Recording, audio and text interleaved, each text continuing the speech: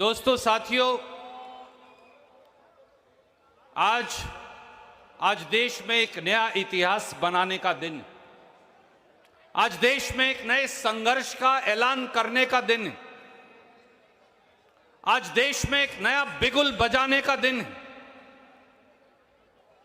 क्योंकि बात यह नहीं कि 146 सांसदों को निष्कासित कर दिया गया, बात यह है कि देश की संसद में अब प्रधानमंत्री नरेंद्र मोदी जी ने विपक्ष मुक्त संसद का गठन कर दिया।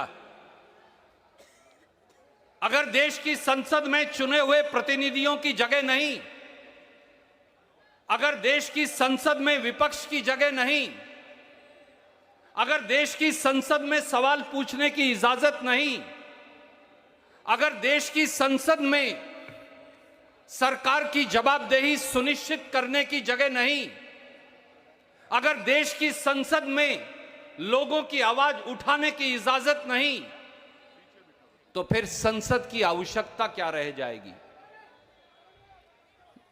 आज जो भारतीय जनता पार्टी की सरकार है, साथियों, उसने देश की संसद के पर एक हमला बोल रखा है। अगर मैं ये कहूंगा तो शायद सही होगा। देश के संविधान पर देश की सरकार ने हमला बोला है। देश के संविधान का गला घोटा जा रहा है। आज भारत का प्रजातंत्र खतरे में है। आज संसदीय मर्यादाओं को बुलडोजर के नीचे कुचला जा रहा है।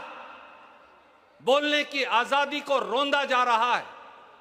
तो ऐसे में कम से कम भारतीय राष्ट्रीय कांग्रेस और इंडिया गठबंधन के साथी चुप नहीं रहेंगे। हम आखिरी सांस तक लड़ेंगे।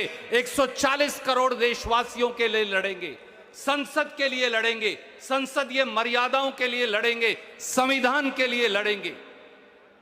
देश की संसद पर हमला हो जाए, देश की संसद के अंदर लोग घुस जाएं। वो तो नौजवान थे जिन्होंने एक रंग का बम चलाया। हम ये बात कर रहे थे कि अगर ये अंतरिक्ष गैस होती या कुछ और होता तो आज भारतवर्ष की क्या हालत होती। और राहुल गांधी जी ने सही कहा, महंगाई और बेरोजगारी का आलम जब तक इस देश में रहेगा, कोई ना कोई ऐसी दुर्घटना होती रहेगी।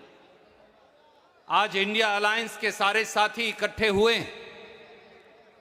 ये एक सुखद संदेश है 140 करोड़ भारतीयों के लिए। पर यह लड़ाई हमारे लिए नहीं, ये लड़ाई इंडिया अलायंस की पार्टियों की नहीं, ये लड़ाई इस देश के मुद्दों पर है। ये लड़ाई इस देश में फैली 45 साल की भीषणतम बेरोजगारी के खिलाफ है। ये लड़ाई हर उस महिला के लिए है जिसके घर का बजट बिगड़ गया मोदी निर्मित, भाजपा निर्मित महंगाई के चलते।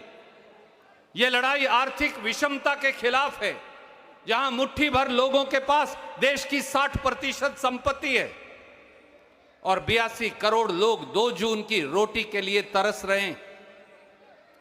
यह लड़ाई नफरत का वो माहौल जो इस देश में पैदा किया जा रहा है उसके खिलाफ है।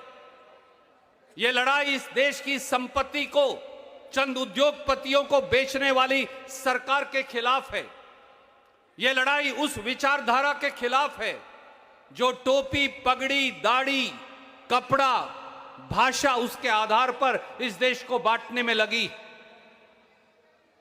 साथियों, दोस्तों, अगर इस देश के लोग नहीं जागे, अगर इस अलख जगाने की जो जिम्मेवारी इंडिया अलायंस की पार्टीज ने ली है, अगर ये अलख हमने नहीं जगाई, तो वो दिन दूर नहीं कि वो लोग जो सत्ता की शहतीर पर बैठकर देश के संविधान का मजाक उड़ा रहे हैं, वो लोग जो सत्ता के बहुमत के आधार पर इस देश की मर्यादाओं का हनन कर रहे हैं, वो लोग इस देश में से प्रजातंत्र को खत्म कर देंगे। इसलिए ये लोकतंत्र बचाओ, भारत बचाओ की लड़ाई, और इस लड़ाई में आए एक एक साथी का, चाहे वो आखिरी पंक्ति में खड़ा हो, चाहे वो दिल्ली पुलिस के बैरियर्स के पार खड़ा हो, उसे आने की इजाजत नहीं दी जा रही। और इंडिया अलायंस के सब नेताओं का, सांसदों का मैं उनका स्वागत भी करता हूं। और देश के 140 करोड़ लोगों का यह आह्वान हम सब के कानों में लगातार गूंजता रहे कि इस देश के अधिकारों के लिए जूझना, भारत के अधिकारों के लिए जूझना, भारत की आवाज बनना, अब ये कर्तव्य आपके कंधों पर है।